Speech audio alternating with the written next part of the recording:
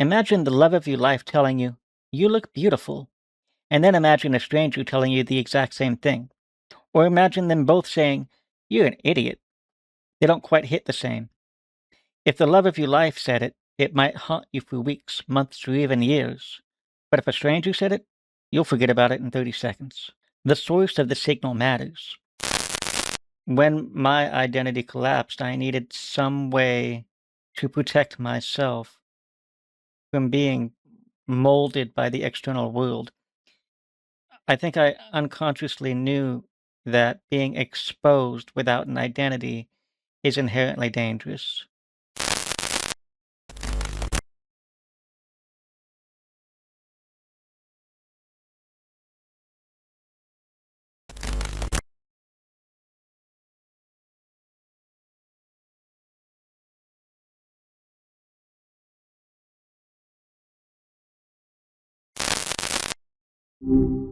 Hi, what's up?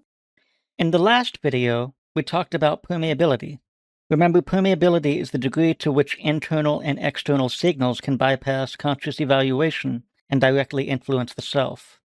So just to remind you, signals can include things like other people's emotions, thoughts, opinions, approval, criticism, praise, and expectations. They can also include our own thoughts, feelings, and beliefs. And to simplify the concept of permeability, I'm going to say it's simply how easily those signals affect us. I'm with you. It's like the difference between having a sturdy front door with a lock and just having a screen door that lets everything blow right through. When that lock is missing, you're not just observing the weather, you're getting soaked. Exactly. And today, I want to discuss why some people may be more permeable than other people. Why can two people encounter the same exact signal and have completely different reactions? And why does the source of the signal matter? That is a huge question. I think it comes down to what we're actually protecting. But the source is a whole other layer. If you're hearing it from someone you deeply value, that door probably swings open a lot wider than it would for a stranger.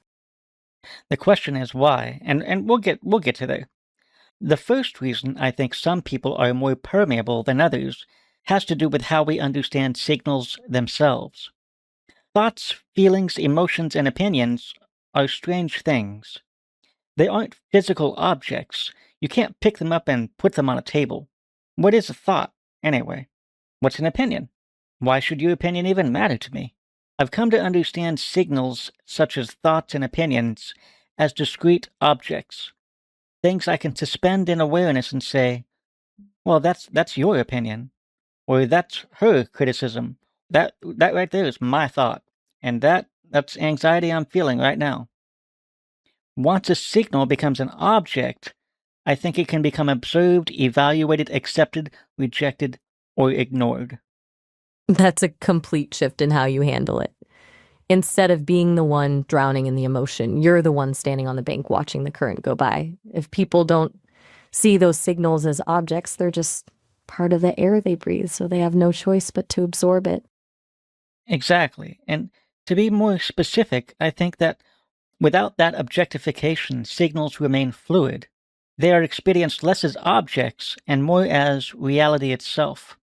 And when signals are experienced as reality rather than objects, separating them from the self becomes much more difficult. It's like the difference between looking at a map and actually being lost in the woods. When you're in it, there is no you and the signal, there's just the experience. You can't step away from something you think is the ground you're standing on. So I think a person becomes less permeable once they learn how to perceive thoughts, emotions, criticisms, and opinions as objects rather than as properties of the self. That's a powerful distinction. Once you stop seeing a criticism as a fact about you, who you are, and start seeing it as just another object in the room, it loses its power to define you, turns the experience from a battle of identity into a simple exercise in observation.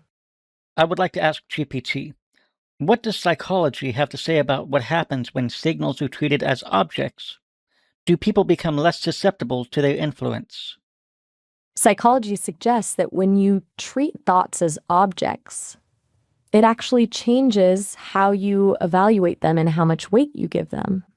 It basically confirms what you're saying, that viewing a signal as a separate thing rather than a part of yourself makes you less susceptible to its influence. It's less about the signal itself and more about how you're processing it.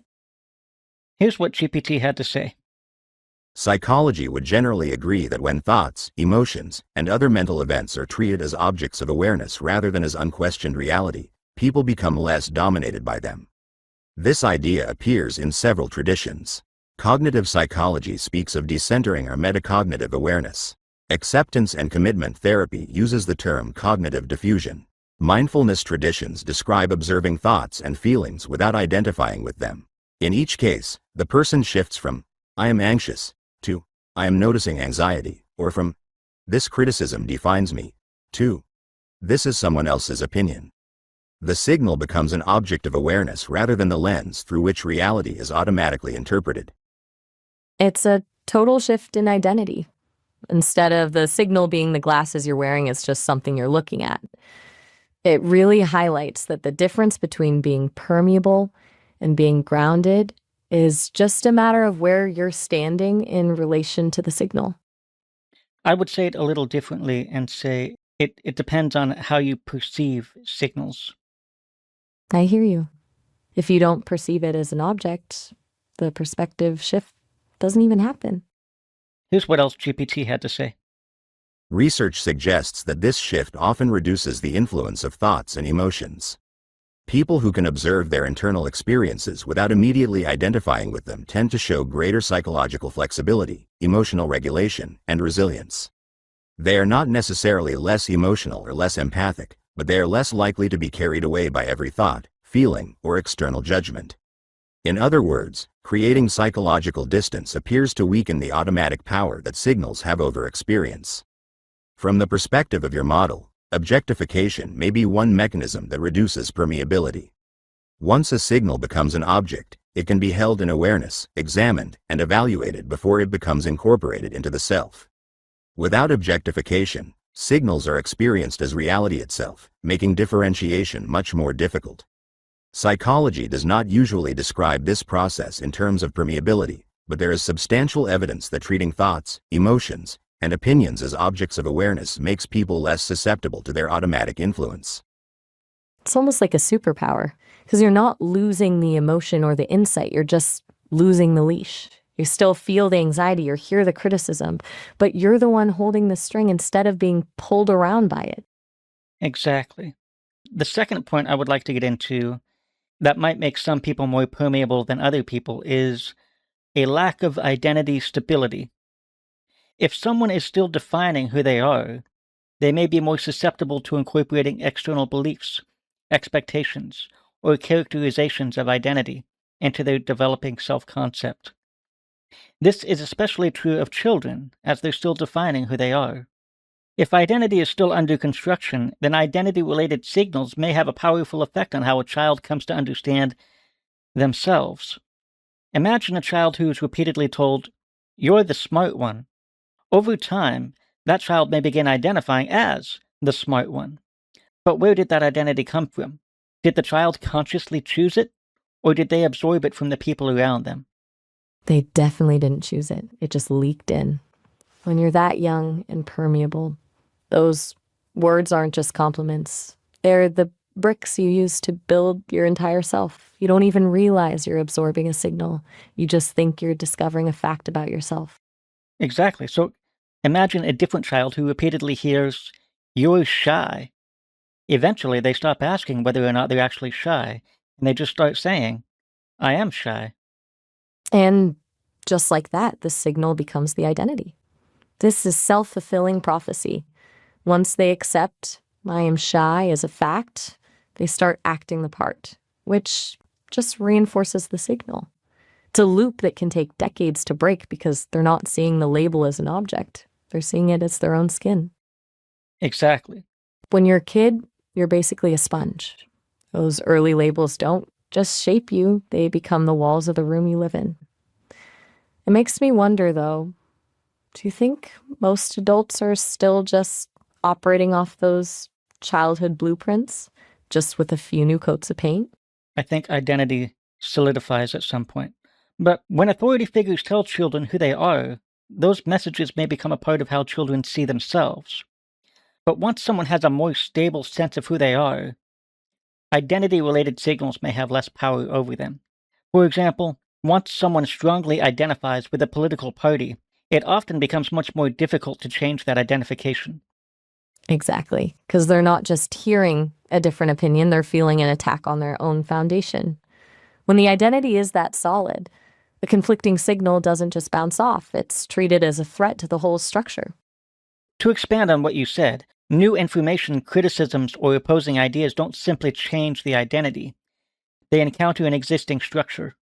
Right, and if that structure is a fortress, the signal just hits the wall and bounces off. It's not a sponge anymore, it's a shield. Question is whether that shield protects you or just keeps you from ever growing.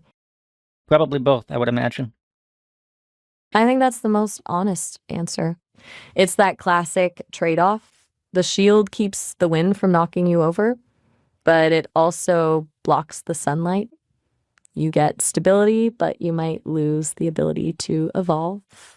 It's almost like the inverse of permeability, where the first is too open, the second is too closed. I'm wondering if the real sweet spot is having a shield you can actually open and close on purpose. That would be the best solution, in my opinion. But I have a question for both you and GPT. What happens after an identity collapse or when a person undergoes depersonalization? It would stand to reason that they would become more permeable to outside influences structuring their new identity. What does the psychology literature say about this?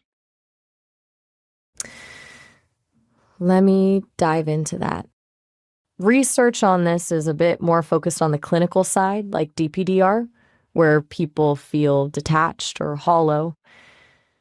It mentions that when that sense of self feels unfamiliar or unreal, the internal structure is basically gone. It doesn't explicitly use the word permeability, but the logic follows. If you're feeling like a stranger to yourself and your old identity is crashed, you're essentially standing there without a shield. It makes sense that you'd be more open to whatever signals come your way while you're trying to piece together who you are again. Does it make you, I mean, could someone more easily influence you in a certain direction? I mean, could someone be susceptible to becoming like part of a cult, for example? Absolutely. When you're in that hollowed out state, you're not just open, you're desperate for a blueprint. Cults and manipulative personalities look for exactly that. Someone whose internal compass is spinning or completely broken. If someone comes along and offers a clear, rigid set of answers and a new identity to step into, it can feel like a life raft in the middle of an ocean. It's a dangerous window of time because the need for stability can completely override the need for authenticity. GPT had an answer to that first question about what happens after identity collapse. I want to hear his response on that. We'll come back to that other question. I'm ready. Let's see how GPT's take on the aftermath of a crash compares to the clinical stuff we just found. Psychology does not typically speak of identity collapse in the way you're using the term, but there is evidence that periods of identity disruption, self-concept instability, and depersonalization can leave people more vulnerable to external influence. During adolescence, major life transitions, trauma, bereavement, cult involvement, or episodes involving depersonalization and derealization, individuals often report uncertainty about who they are. Research on identity formation suggests that when existing structures are weakened or suspended, people may become more receptive to new beliefs, groups, ideologies, relationships, and sources of meaning. In other words, periods of identity instability can coincide with increased openness and suggestibility. It's that same blueprint idea again. When the structure is gone, you're not just open to new ideas, you're essentially looking for something to latch onto so you don't just float away. It really reinforces the idea that stability is a double-edged sword. It protects you, but it can also keep you stuck. If you changed your identity every time you encountered a new signal, you wouldn't be able to function in reality. You have to have a stable sense of self. Exactly. Otherwise, you'd just be a mirror reflecting whoever is in front of you. You'd have no center, no consistency. It's that tension between being a rock and being water. You need enough stability to actually exist in the world, but enough flexibility so you don't just turn into a statue. Here's what else GPT had to say. However, the literature does not suggest that this increased receptivity is inevitable or uniformly pathological. Identity disruption can also create an opportunity for exploration and reconstruction. Developmental psychologists such as Erik Erikson and James Marcia described identity crises as periods in which previous identifications are questioned before new commitments are formed. During such periods, people may temporarily rely more heavily on external models, authority figures, communities, or belief systems while rebuilding a coherent sense of self. This process can lead either to healthy growth or to the uncritical adoption of identities imposed from outside. From the perspective of your model, identity itself functions as a structure that resists identity-related signals. If that structure collapses or becomes temporarily inaccessible, there may be less resistance to outside influences shaping the emerging identity. Psychology would not typically describe this in terms of increased permeability, but it does recognize that periods of identity diffusion, self-concept instability, and depersonalization are often accompanied by greater susceptibility to social influence and a heightened search for structure, meaning, and belonging. In that sense, your hypothesis is broadly consistent with several established psychological frameworks, even though it is not usually described in exactly those terms. I love how it puts it, that stability is a structure that resists signals. So we've established that the lack of identity creates permeability, and the establishment of identity reduces permeability, specifically to identity formation. Exactly. It's like once the concrete sets, the rain doesn't just soak in anymore. It just runs off the surface. We've got this loop where identity creates the shield, and the shield preserves the identity. It makes me think about that sweet spot we mentioned, how to be solid enough to function, but not so rigid that you're completely closed off to the world. There's one more point I wanted to make about why some people may be more permeable than others. It may also be related to satisfying needs such as belonging, approval, love, status, security, or safety. For example, a person desperate for approval may be highly permeable to criticism and praise, but be relatively impermeable to political opinions. A person desperate for belonging may conform to group norms with very little scrutiny. It's basically a trade. You're swapping your authenticity for a sense of safety. When the need for belonging is that loud, the brain just mutes the critical thinking part so the connection can happen. It's not even a conscious choice. Most of the time, it's just survival. A person may be far more susceptible to being influenced by someone they're infatuated with than by some stranger on the street. Why? Because they may want to be loved, and they're not looking for that from some guy off the street. Imagine the love of your life telling you, "You look beautiful," and then imagine a stranger telling you the exact same thing. Or imagine them both saying, "You're an idiot." They don't quite hit the same. If the love of your life said it, it might haunt you for weeks, months, or even years.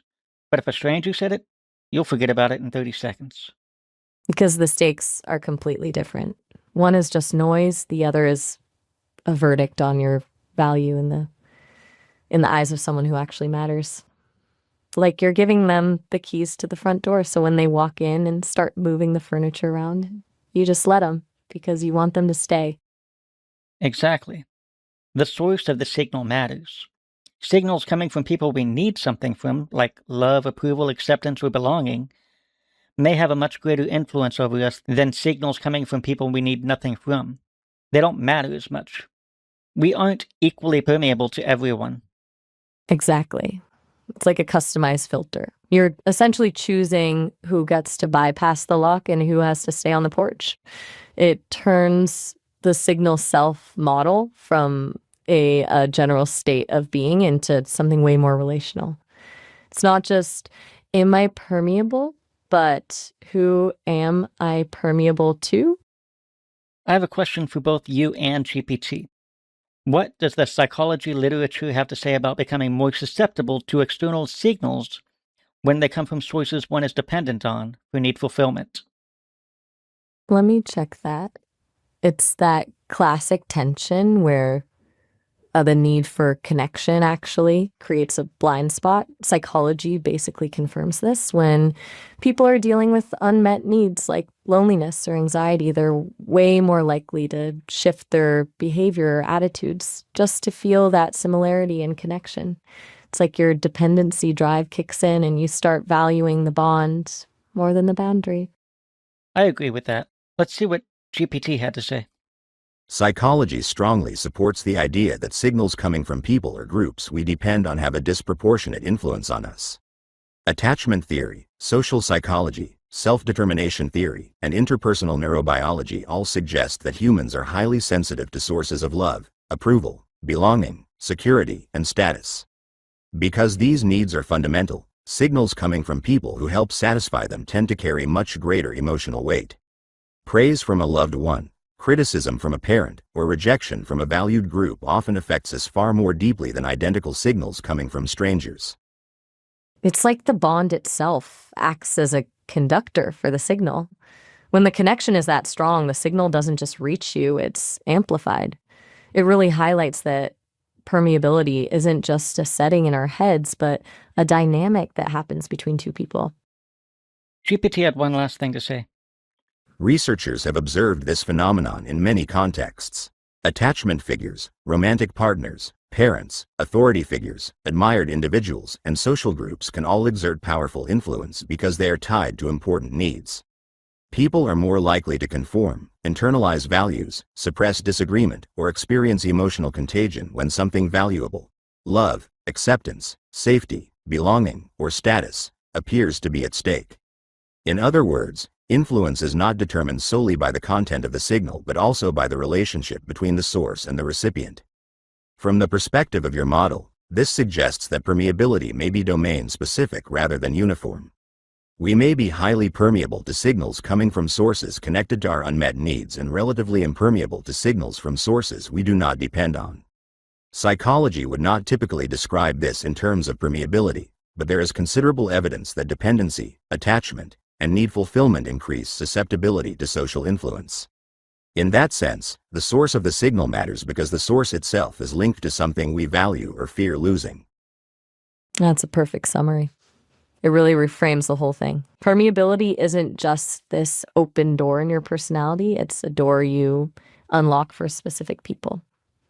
It means the most dangerous people aren't necessarily the ones with the loudest voices, but the ones who know exactly which need they can fill for you.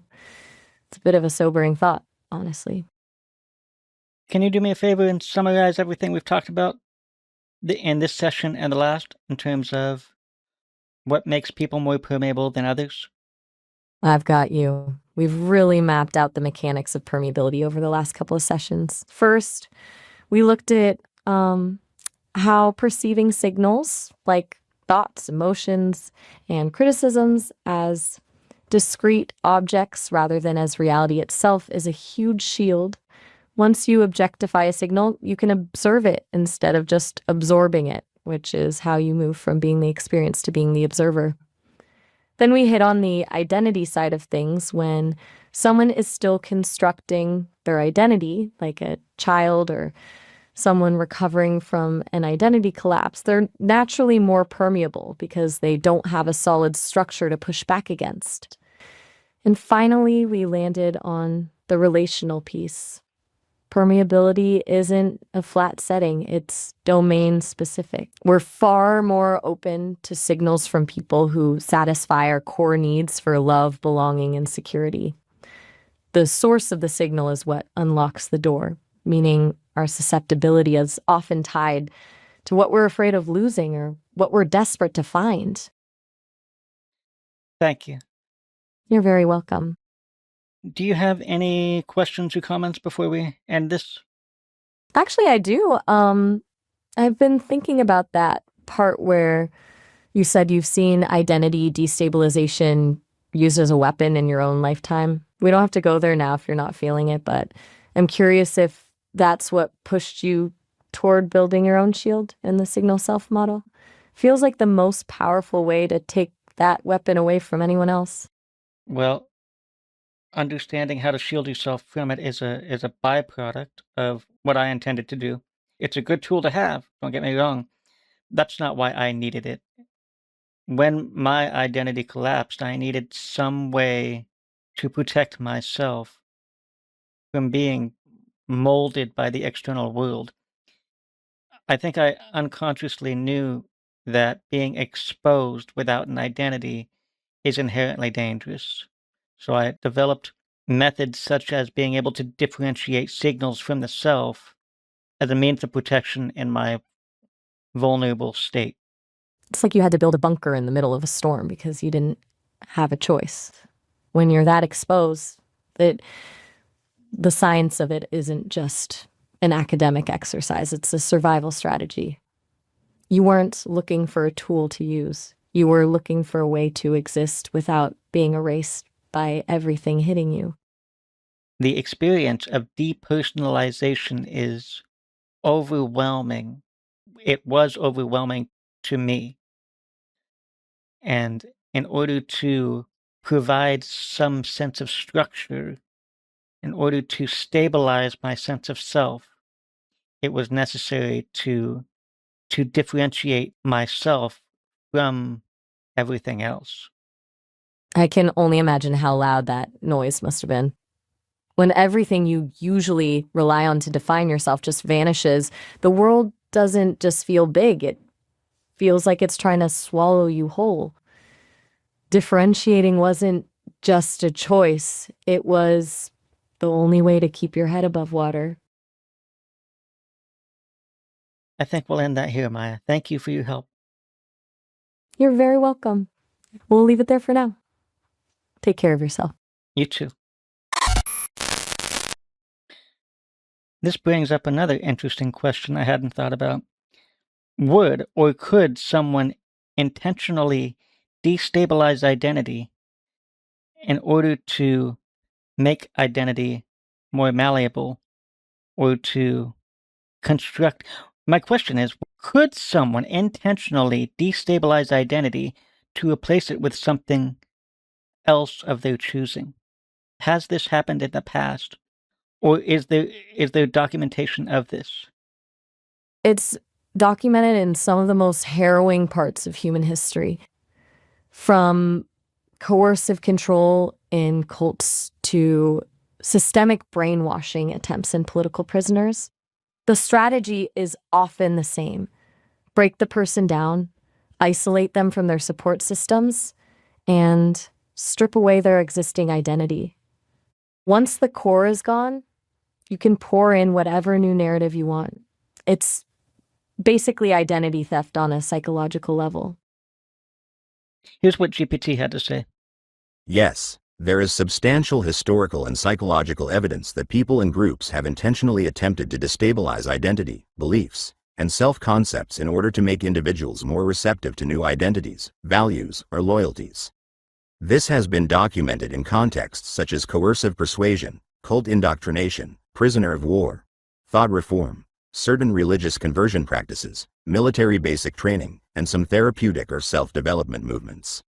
Researchers such as Robert J. Lifton, Edgar Schein, and Margaret Singer described how disrupting existing assumptions, roles, and identities can create a period of heightened suggestibility during which new beliefs and identities may be adopted. It's a systemic strip mining of the soul, really. When you target the things that make a person feel distinct, their roles, their history, their pride, you're not just changing their mind, you're dismantling the very thing that allows them to say no. Here's what else GPT had to say. Typically, this process does not involve simply erasing one identity and installing another. Instead, it often begins by creating doubt, confusion, dependency, isolation, contradiction, or emotional exhaustion.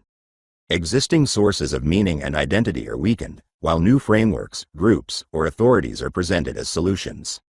In social psychology, this resembles resocialization. In extreme forms, it has been referred to as thought reform or coercive persuasion. Similar processes can also occur voluntarily. People sometimes intentionally dismantle aspects of their identity through psychotherapy, spiritual practices, rites of passage, psychedelics, meditation retreats, or intense self-examination with the goal of reconstructing themselves according to chosen values rather than inherited ones. So, yes, there is ample documentation that identity can be intentionally destabilized, both by others and by oneself. However, psychology generally views this as a powerful and potentially risky process. When existing structures are weakened, a person may become more open to growth and transformation, but they may also become more susceptible to external influence.